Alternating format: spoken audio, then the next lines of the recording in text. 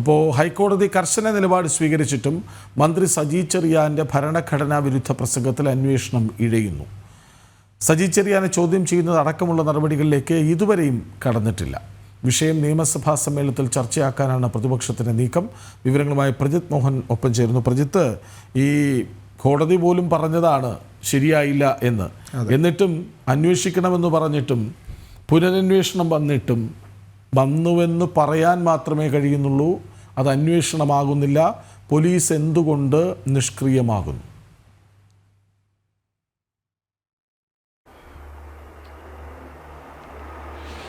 കഴിഞ്ഞ നവംബർ 21-നാണ് ഈ രീതിയിൽ നിലവിലുണ്ടായിരുന്ന പോലീസിന്റെ അന്വേഷണ റിപ്പോർട്ടും അത് അംഗീകരിച്ചുകൊണ്ടുള്ള മജിസ്ട്രേറ്റ് റിപ്പോർട്ടും ഹൈക്കോടതി തള്ളുന്നത്. പുനരന്വേഷണത്തിന്, അതും ക്രൈംബ്രാഞ്ചിലെ സത്യസന്ധനായ ഒരു ഉദ്യോഗസ്ഥനെ കൊണ്ട് കേസ് അന്വേഷിപ്പിക്കണം എന്നടക്കമുള്ള പരാമർശങ്ങളുമായിട്ടാണ് 2024 നവംബർ 21-ന് ഹൈക്കോടതി ഉത്തരവിടുന്നത്. പിന്നീട് ഒരാഴ്ച ആ ഉത്തരവിൽ അടയിരുന്നതിന് ശേഷം നവംബർ 28-നാണ് കൊല്ലം ക്രൈംബ്രാഞ്ച് SP ആയിട്ടുള്ള സുരേഷ് കുമാറിന്റെ നേതൃത്വത്തിൽ ഒരു പ്രത്യേക അന്വേഷണ സംഘമൊക്കെ രൂപീകരിക്കുന്നത്.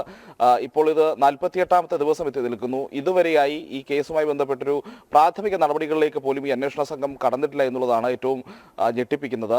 മന്ത്രിയെ ചോദ്യം ചെയ്യുക എന്നത്, പ്രത്യേകിച്ചും അന്വേഷണ റിപ്പോർട്ടും മജിസ്ട്രേറ്റ് റിപ്പോർട്ടും ഒക്കെ കോടതി തള്ളിയ സാഹചര്യത്തിൽ മന്ത്രി സജി ചെറിയാന്റെ മൊഴി വീണ്ടും രേഖപ്പെടുത്തിയ ശേഷം അതുമായി ബന്ധപ്പെട്ടുള്ള നടപടിക്രമങ്ങളുമായിട്ടൊക്കെ മുന്നോട്ട് പോകേണ്ടതുണ്ട്. പക്ഷേ മന്ത്രിയുടെ മൊഴിയെടുക്കാൻ പോലും ഈ വിഷയത്തിൽ പോലീസ് ഇതുവരെയും തയ്യാറായിട്ടില്ല എന്നുള്ളതാണ് ഇതിൽ ഏറ്റവും ഞെട്ടിക്കുന്ന ഒരു വസ്തുത. മന്ത്രിക്ക് പരമാവധി സമയം നൽകുകയാണ് പോലീസ് എന്ന് നമ്മൾ പറയേണ്ടി വരും. അതോടൊപ്പം തന്നെ ഈ കോടതിയലക്ഷ്യ നടപടികളിൽ നിന്ന് രക്ഷപ്പെടാൻ വേണ്ടി മാത്രമാണോ ഇത്തരത്തിലൊരു അന്വേഷണ സംഘം രൂപീകരിക്കുന്നതിലേക്ക് സംസ്ഥാന പോലീസ് പോയത് എന്നുള്ള ചോദ്യവും സജീവമായി കൊണ്ടിരിക്കുകയാണ്.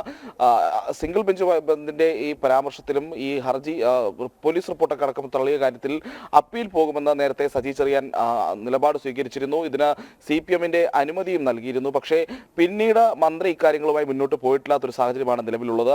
നമുക്ക് മനസ്സിലാകുന്നതനുസരിച്ച് ഡിവിഷൻ ബെഞ്ചിലേക്ക് ഈ ഹർജിയുമായി എത്തിയാൽ ഇതൊരു ഭരണഘടനാ വിരുദ്ധ പരാമർശമാണ് കുറ്റം എന്നുള്ള സാഹചര്യത്തിൽ ഡിവിഷൻ ബെഞ്ചും ആ അപ്പീൽ തള്ളാനുള്ള സാഹചര്യം പരിഗണിച്ചാണ് ഇത്തരത്തിൽ മന്ത്രി മുന്നോട്ട് പോകാത്തത് എന്നുള്ളതാണ്. കാരണം ഡിവിഷൻ ബെഞ്ച് അത്തരത്തിൽ മന്ത്രിയുടെ ഹർജി തള്ളുകയെന്ന സാഹചര്യം ഉണ്ടായാൽ ഒരു വട്ടം മതി ധാർമ്മികത, അതുകൊണ്ട് തന്നെ ഇനി രാജി ആവശ്യമെന്നില്ല എന്നുള്ളൊരു നിലപാടുമായി സജി ചെറിയാൻ മുന്നോട്ട് പോകാൻ കഴിയില്ല. CPM-നും ഇപ്പോൾ നൽകുന്ന സംരക്ഷണം നൽകാൻ കഴിയത്തില്ല. അപ്പോൾ ആ സാഹചര്യത്തിലാണ് മന്ത്രി അപ്പീലുമായി മുന്നോട്ട് പോകാത്തത്. മന്ത്രി അപ്പീലുമായി മുന്നോട്ട് പോകാത്ത സാഹചര്യത്തിൽ പരമാവധി അന്വേഷണ നടപടികൾ വൈകിപ്പിച്ച് സംസ്ഥാന ക്രൈംബ്രാഞ്ച് മന്ത്രി സജി ചെറിയാന് വേണ്ട സഹായങ്ങളെല്ലാം ഒരുക്കി നൽകുന്നു എന്നുള്ളതാണ് ഈ ഘട്ടത്തിൽ പറയാനുള്ളത്. എന്തായാലും ഈ വിഷയം നിയമസഭയിലേക്ക് കൊണ്ടുവരാൻ തയ്യാറെടുക്കുകയാണ് പ്രതിപക്ഷം.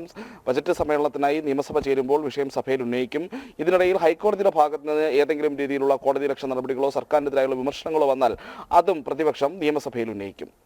അതെ, ഈ ഭരണഘടന കുന്തവും കുടച്ചക്രവുമാണെന്നൊക്കെ ഉള്ള തരത്തിൽ ഉള്ള പ്രസംഗം നടത്തിയതാണ് സജി ചെറിയാൻ പുലിവാലായത്. ഇപ്പോൾ കുടച്ചക്രത്തിലെ കുടയെടുത്ത് പോലീസ് സജി ചെറിയാൻ പിടിക്കുകയാണ്. അതെ, അതാണ് സംഭവിക്കുന്നത്. വിവരം നൽകുകയായിരുന്നു പ്രജിത് മോഹൻ.